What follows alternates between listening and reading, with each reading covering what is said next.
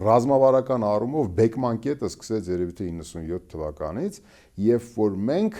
չֆիքսեցինք, որ այդ պարիզետ կոչեցյալը, ռազմական պարիզետ կոչեցյալը աստիճանաբար թեքվում է դեպի Ադրբեջանի կողմ։ Մենք չֆիքսեցինք, որ Ադրբեջանը օրինակ իր նավթային այդ արդյունաբերության հետ կապված որոշակի հեղափոխական տրանսֆորմացիաների է ենթարկում եւ այլևս ինքը ունենալու է նավթադոլարներ եւ իր տնտեսությունը կառուցում է այդ նավթի շուրջ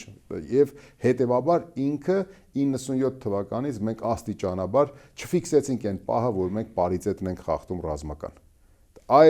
Սա եկեք ֆիքսենք, այո։ Եվ մեր խոսույթը, նաև այդ ոչ միթիզականի խոսույթը, այո, մենք պահպանեցինք։ Հանրության մոտ էլ կար այդ զարթոնքային այդ բանը, էվալյուցիան, չէ, ասենք ներքին, որ մենք հաղթանակ ենք տարել։ Մենք ինչ որ ժամանակներում կարող ենք կարգավորել այս հարցը,